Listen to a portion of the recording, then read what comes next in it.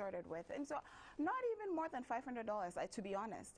And then, you know, it grew from just getting the formulation right to, you know, finding the proper packaging. And with our bottles, they're all in, you know, amber colored glass bottles, because the oil loses its integrity if it's in plastic bottles. And those are some of the things that you can't compromise on, because if you do that, then it's going to affect your customer. We could put it in plastic, but that means that you're not So going do you to. remember the first volume of production you made? Oh my gosh, it was just like maybe a 5-gallon bucket that I made in the kitchen. You know, just giving it out to friends. Oh, you didn't sell? No, I was just giving, because I wasn't, I guess You're not even certain that it's going to make money out of that. No, I was just so passionate and just so excited that I found a solution. And I just wanted people to also kind of buy into it, or I wanted it to work for them so desperately. And I think that's when I realized that I really love hair and just beauty. The beauty industry is just something that I absolutely, I'm so passionate about, you know. So why didn't you continue to produce in the US, but you relocated to some extent in Ghana and to do it here? Yeah, home is home, you know, and so I have to confess, and I have to say that about close to maybe 40 or even 50% of our market is in Ghana as well. Even when I was in the US, people were reaching out saying, hey, how can we, because I was born here, I grew up here, went to school all the way to high school here, so people were still supportive, still asking, how can we get the products? We want the products. And there are also, you know, people from Ghana living in the States, in the UK, who are patronizing. So it was just word of mouth, and then kind of like snowballed into this kind of huge, like not a huge demand, but this demand for the product. And so it was only fair that I also brought it home and kind of shared with my family, my community. So in terms of jobs, how many jobs have you created so far? Well, directly and indirectly, I'd like to say maybe between 15 to 20. Oh, wow. That's yeah, good. because we're sourcing from all over. We're working with agencies. We're also looking, well, not looking, we've actually started a physical space, and so we'll be employing people there. But in terms of, you know, mixing, producing, we do it in-house. No company does that for us. It's handcrafted, and so when we say handcrafted on our website, and you know, as part of our values, it is handcrafted. It's made by hands. I make these oils by hand. I always have, and so I mean, we do need the manpower sometimes. You use shea butter? We do. We actually source from the north. We source our shea butter from here, from Ghana, and we source our cocoa butter from here as well. Looking to source our moringa from here probably next year. Because, you know, we want truly organic, truly plant-based, and so we're just looking to make sure that we're going according to. How friendly or unfriendly was COVID-19 to you? Oh, we don't want to go there. But, you know, I have to say, I don't want to complain too much, because God has been gracious. Even with this pandemic, I think also people started looking, having that introverted perspective about themselves. And, you know, there was this trend of self-care, which involves, and it's not even a trend, it really is important, which involves taking care of yourself. The hair, thank God, is part of it. So we did have people kind of actually a new wave of jewels. I call all my customers jewels, because, you know, Atara means crown, and then you're like the jewel in our crown, like, you know. So our jewel community kind of grew out of that. People who were just, even if they didn't purchase, they just followed us on social media, just asking questions, reaching out. I love that interaction. I absolutely love the community that's created because of the products that we have. Not only because they're buying, but the genuine interest to do better with their hair, you know. I love it. So do you get men on board, or just male and female? No. Initially, I have to confess, my target audience was women, because I did it for it was a personal venture.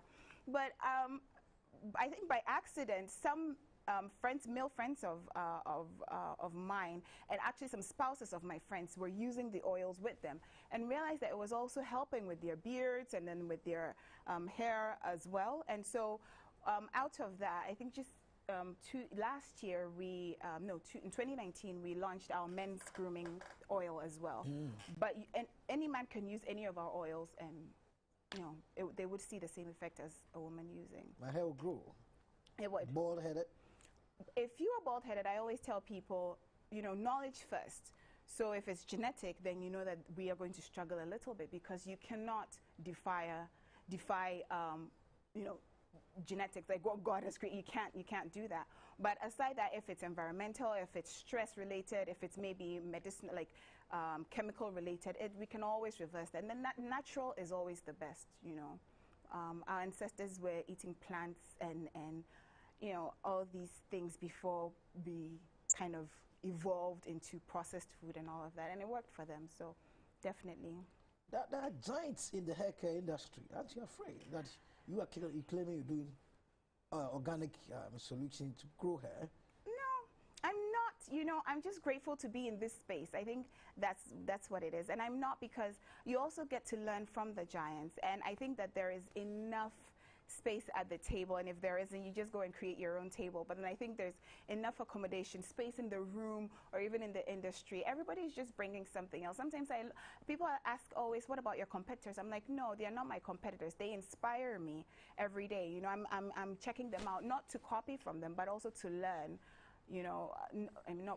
But actually to learn from them, because the giants, they didn't get there just today. It's been a growth, and so you have to respect that and also learn from that. So have you exported your product outside, apart from Ghana and the US and Yes. the UK, in any of the African countries? I'm asking that because of the African continental free trade area. Yes, so actually we do stock in Nigeria as well. Oh, okay. Looking to stock in South Africa very, very soon. Because of COVID and also because of distance, it's just been hard just finding the right stockist and then having to come to like the perfect understanding. But definitely in Nigeria, and I'm so grateful to the Nigerian market. My best friends, well, my family, they are Nigerian, so they've been helping and stocking the products, and by God's grace, is doing well there too. So a lot of money is coming, isn't it? Oh, amen, amen to that. I never say no to anything positive, even if it's not happening. So amen to that. Yes, that's the end goal. But then also to just really make a difference, to just help people really understand the beauty of their hair and how to take care of it. I think that's what is important to me. But wig is in vogue now. Why are you trying to grow your natural hair? It is. I'm actually wearing a wig, and I want to take it off to explain something to you. My hair underneath is quite healthy.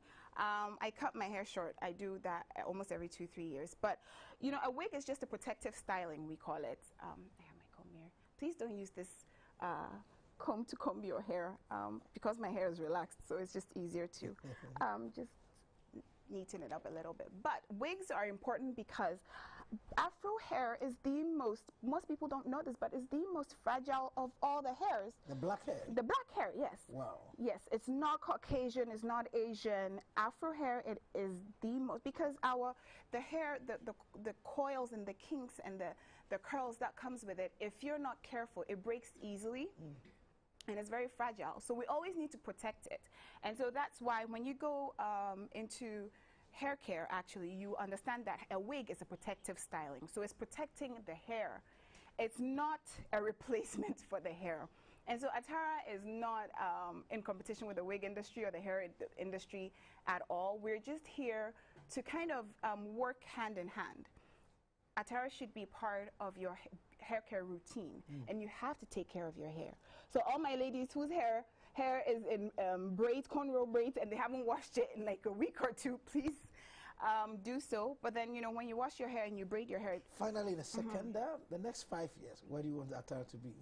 Oh my gosh, worldwide, being accepted and just being a household name, and more importantly, just growing the beauty industry, probably having a school or so here in Ghana as well. So yeah.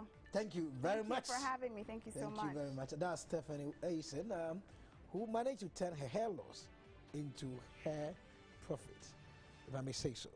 That's how we draw the curtain on SME Narrative for today. My name is Edward Nyako. God willing, we'll come away again tomorrow. Shalom.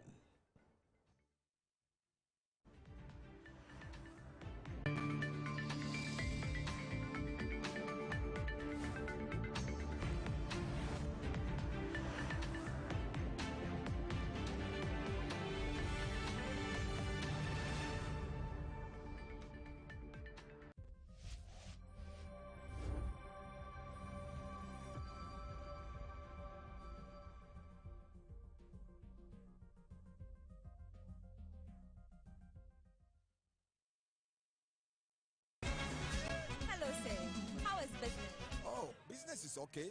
Is it true you have applied for the devil's work? Oh yes, it's a job I'm happy about, pal. And I have 25 years experience. Tell us more about this experience. Me like this, if I don't drink, I can't drive at all. And I love speeding rough. See, I can travel from here to Tamale in the north. Tired. How many lives have you wasted? 20 pounds. I can't even count. Is it normal? Oh yes, it is normal. Taking life, it is part and parcel. How do you think their families feel? I don't know them, so I don't know. What will you say to the people doing the devil's work like you? You see, they should keep up the good work. There is this joy hearing your passengers scream. Are you sure you are not the devil? Make you not do Abonsame Juma. Stay alive. This Stay Alive campaign is brought to you by the National Road Safety Authority.